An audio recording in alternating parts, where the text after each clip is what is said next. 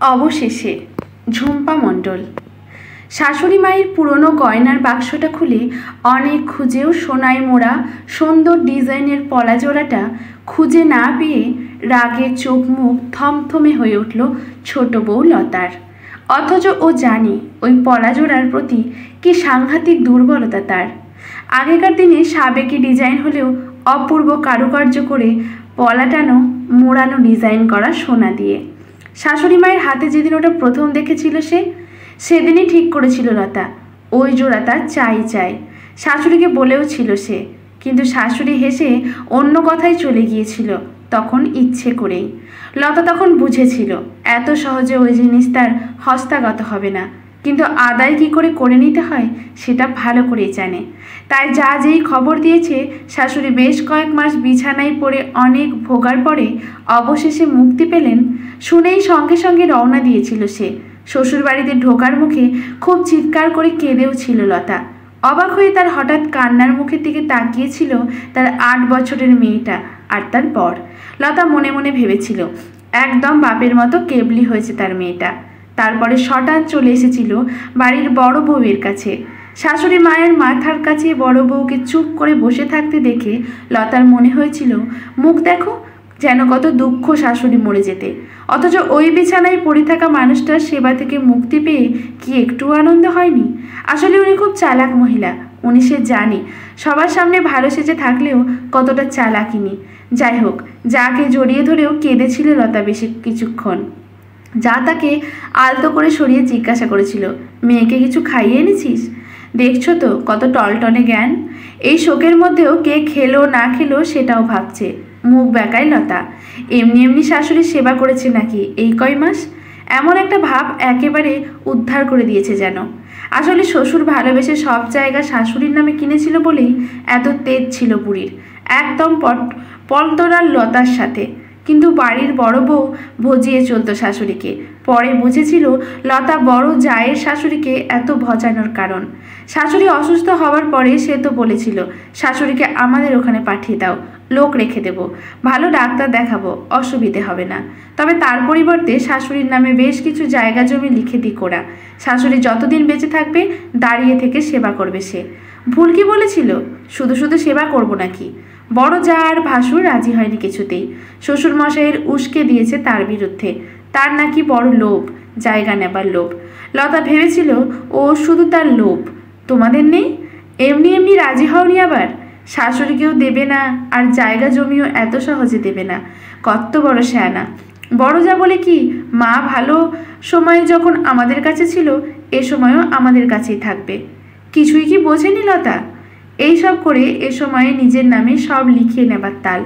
প্রতি পদক্ষেপে তাই সে নিজেকে বরকে শিখিয়ে দিচ্ছিল, খেয়াল রাখো, খোঁজ নাও, তোমার দাদা কিন্তু তোমার মায়ের সব সম্পত্তি হাতাবার তালে আছে, আর তোমার বৌদি সব গয়না। কিন্তু বললে কি হবে?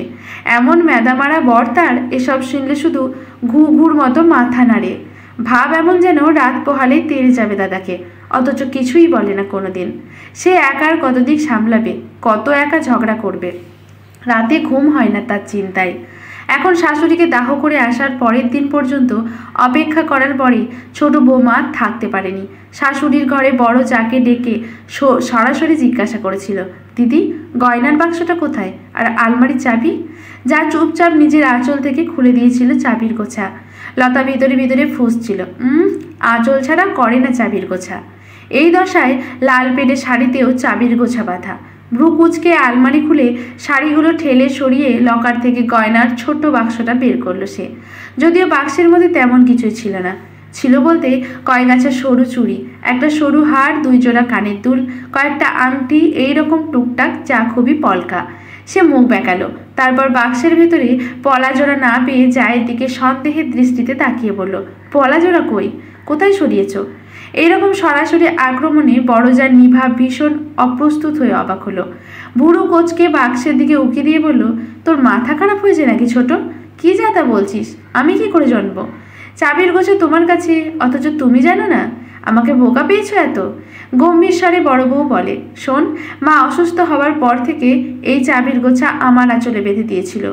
আহা, তাহলে তো সোনাই সোহাগা। শাশুড়ির সেবা করার নামে এই ঘরে এসে কখন সরিয়ে নিয়েছো শুনি? বড় বউ অসহ্য গলায় বলল, এতই যখন সন্দেহ, শাশুড়ি মাকে পাহারা দিতে থাকতে পারতি এখানে। সে পাহারার দরকার নেই। তোমার আলমারি খুললেই ওই পলাজরা পাবো আমি, জানি। বড় বউ অবাক চোখে তাকালো ছোট বউয়ের দিকে। এত ছোট মন কারোর হতে পারে? মুখে বলল, তোর তো খুব সাহস দেখছি, এত বড় কথা বলিস। সাহস আমার কোনো কালেই কম নয়, সে তুমি জানো। তোমাকে হাড়ে হাড়ে চিনতে আমার বাকি নেই। সামনে ভালো সেজে থেকে সব হাতাবার তাল তোমার। অবশ্যই দেখব। শাশুড়ির গয়নার আমার অধিকার আছে, তুমি হাতিয়ে নেবে তা হতে দেব না কিছুতেই। এমন সময় ঘরে ঢুকলো শ্বশুরমশাই। গম্ভীর স্বরে বলল, কি বলছো কি ছোট বৌমা? মানুষটার আত্মা এখনো ঘোরাফেরা করছে আশেপাশে, এসব দেখে শান্তিও পাবে না ও। ভালোভাবে শ্রাদ্ধ শান্তি সারতে দাও, তারপরই না হয়। ছোট বউ মুখ বেঁকিয়ে সশব্দে গয়নার বাক্স বন্ধ করলো। তারপর বলল, ওই তো মোটে হালকা সোনার গয়না, তাও আবার ভাগ। তার মধ্যে তো পরাজোড়া উধাও, খোঁজ করুন গেল কোথায়। আর বেশি দেরি করলে পাচার না হয়ে যায়। বড় বৌমা জ্বলন্ত চোখে তাকালো ছোট জায়ের দিকে। লতা ফের বলল, এসব গয়না আমার চাই না, পলাজোড়া আমার চাই, আজই চাই, এক্ষুনি চাই। শ্বশুর গম্ভীর স্বরে বললেন, আমাদের বাড়ির রীতি অনুসারে ঘরের বড় বৌমারই ওটা পায়। অতএব বড় বউ এবারে মুখ নিচু করল। চেঁচামেচি শুনে উকি ঝুঁকি মেরে কি হচ্ছে জানতে ঘরে ঢুকলো আরও কয়েকজন কৌতূহলী আত্মীয় স্বজন, সেই সঙ্গে দুই ভাই। ছোট বউ বলল, শুনুন, এসব নিয়ম আমি মানি না, ওটা আমারই চাই। আমি মাকে বলেও রেখেছিলাম। ছোট ছেলে ঘরে ঢুকে অস্বস্তিভাবে বলল, আহা, কি করো তুমি? বাবার সাথে কিভাবে কথা বলছো? ছোট বউ চোখ পাকিয়ে বলল, চুপ করো তুমি। জানো কত দাম ওটার? কোনো আইডিয়া আছে কত সোনা আছে ওতে? তারপর আলমারি থেকে শাড়িগুলো বের করে বিছানার এক পাশে অবহেলা ভরে ফেলতে ফেলতে বলল, কোথায় রেখেছে আমি ঠিক খুঁজে বের করব। যাবে কোথায়? এ কী অবস্থা! শ্বশুরমশাই ধপ করে বসে পড়ল বিছানার এক পাশে। বিছানায় ফেলে রাখা শাড়িগুলোতে হাত বোলাতে বোলাতে ভাবলেন, একটা মানুষ বেঁচে থাকতে যে ধারে পাশে আসেনি, কোনোদিন যার সাথে ভালোভাবে কথা বলেনি, অসুস্থ হওয়ার পরে একদিন যে তারই মাথার পাশে না বসে সেই সময়কে সুযোগ নিয়ে জায়গা জমি লিখে নেওয়ার তালে ছিল, সেই বৌমা তার গয়না নেওয়ার জন্য এইভাবে ছিছি। অথচ তিনি জানেন ওই পলা পাওয়ার অধিকার একমাত্র বড় বৌমাও। মেয়েটা ভারী ভালো। এইসব হবে ভেবেই নিশ্চয়ই তার স্ত্রী গয়নার বাক্সে পলাজোড়া রাখেননি, কিন্তু কোথায় রেখে গিয়েছেন তা কেউ জানে না। উপস্থিত সবাই ছোট বউয়ের ব্যবহার আর নির্লজ্জতা দেখে বেশি অবাক হলো না। সবাই জানে ভীষণ মুখরা আর হিংসুটে এই বউ। বিয়ের পর এই বাড়ি এসে অবধি অশান্তির শেষ নেই। 3 মাস কোনো রকমে সংসার করে ছোট ছেলেটাকে নিয়ে ফ্ল্যাটে উঠে যেতে বাধ্য করেছে সে। সেই 3 মাস শাশুড়ির সাথে একটা দিনও নেই যে ঝগড়া করেনি সে। ফ্ল্যাটে চলে যাওয়ার পরে এ বাড়িতে বিশেষ কারণ ছাড়া আসতোই না, এলেও সবাই তটস্থ হয়ে থাকতো সবসময়। শাশুড়ি অসুস্থ হতে জায়গা জমি নিয়ে অশান্তির খবরও কানে এসেছিল সবার। শ্বশুরমশাই বলল, শাড়িগুলোর দাম তোমার কাছে নাই বা থাকতে পারে বৌমা, তা বলে তুমি এইভাবে ছুঁড়ে ছুঁড়ে। ওই তো পাতি শাড়ি, ওই শাড়ি আপনার বড় বৌমা পড়ুক, ওকেই মানাবে। আমার পলা জোড়া চাই। আমি জানি ও ওর নিজের আলমারিতে পলা দুটো সরিয়ে রেখে এখানে ন্যাকামো করছে বলে শাশুড়ির আলমারির একদম কোণের দিকে রাখা একটা পুরনো লাল বেনারসি শাড়ি বের করে বড় বৌমার গায়ের ওপরে ছুড়ল রাগের চোটে।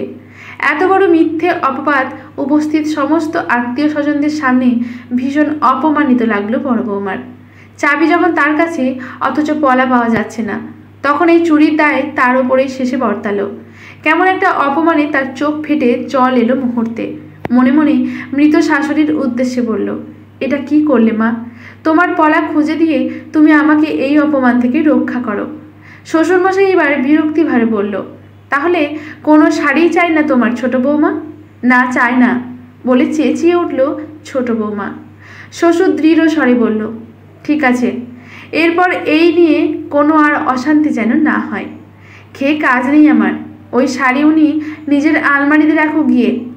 তবে আর আগে ওর ঘর আলমারি দেখবো আমি এক্ষুনি। নিভাকে উদ্দেশ্য করে বলল লতা। ছোট ছেলে এবারে থাকতে না পেরে চেঁচিয়ে বলল, তোমার কি এতটুকু লজ্জাবোধ নেই লতা? আগুন চোখে তাকালো ছোট বউ স্বামীর দিকে। বাবা দাদাকে পাশে পেয়ে বৌদির সাপোর্ট নেওয়া দুমুখো লোকটাকে সে ফ্ল্যাটে গিয়ে দেখে নেবে প্রতিজ্ঞা করলো মনে মনে। বড় ছেলে এসে তার বাবার পাশে বসে স্ত্রীকে বলল, মায়ের শাড়িগুলো নিয়ে তুমি তোমার আলমারিতে গুছিয়ে রাখো নিভা। সারা বাড়ি পিন ড্রপ সাইলেন্ট হয়ে থাকলো কয়েক মুহূর্ত। বড় বৌমা শাড়িটা নিয়ে ভাঁজ ঠিক করে নিতে যাবে, এমন সময় তার ভেতর থেকে ঠং ঠং করে গড়িয়ে পড়ল একজোড়া সুদৃশ পলা। চমকে তাকালো সবাই। ছোট বৌমার চোখ চকচক করে উঠল। দ্রুত পায়ে এগিয়ে গেল সে। তার আগেই ছোট ছেলে এসে পলা জোড়া তুলে বৌদির হাতে দিয়ে বলল, এর একমাত্র অধিকার বাড়ির বড় বউয়ের। ভীষণ রাগে ছোট বউ রাগে ফুঁসে উঠল। ছোট ছেলে বলল, এতক্ষণ অনেক আকথা কুকথা বলেছ তুমি, বৌদিকে চুরির অপবাদ পর্যন্ত দিয়েছ। দেখো প্রমাণ পেলে তো? সবাই তোমার মতো নয়। পলাজোড়া মায়ের আলমারিতে মায়ের শাড়ির মধ্যেই ছিল।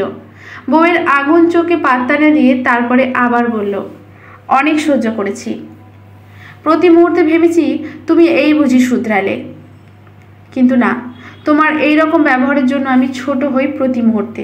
আর শোনো, আমি জানি মা বেঁচে থাকতে এই পলা কিছুতেই তোমাকে দিত না, তাই মা জেনে বুঝেই পুরনো বেনারসির মধ্যে লুকিয়ে রেখেছিল। জানি এই শাড়ির কদর একমাত্র বৌদিই বুঝবে। এক নিঃশ্বাসে কথাগুলো বলে উপস্থিত সবাইকে উদ্দেশ্য করে বলল, সবাই প্রমাণ পেলেন নিশ্চয়ই মা কাকে পলা জোড়া দিতে চেয়েছিল। অতএব বলে বৌদির দিকে এক পলক সজল চোখে তাকিয়ে বলল, ক্ষমা করো বৌদি, বলে বেরিয়ে গেল ঘর থেকে। হতভম্ব হয়ে গেল ছোট বৌমা তার বরের সাহস দেখে। উপস্থিত সবার দিকে তাকিয়ে সবার মুখে কেমন যেন মুচকি হাসি দেখতে পেল সে। অপমানে রাগে দুমদুম শব্দ করে বেরিয়ে গেল ঘর থেকে। মনে ভাবল, ফ্ল্যাটে ফিরে এর একটা হেস্তনেস্ত সে করবেই। আজকের গল্পটি এখানেই সমাপ্ত। ভালো লাগলে লেখকের প্রতি শ্রদ্ধা জানিয়ে লাইক শেয়ার কমেন্ট করে যাবেন। ইউটিউব থেকে দেখলে চ্যানেলটি সাবস্ক্রাইব করে নেবেন।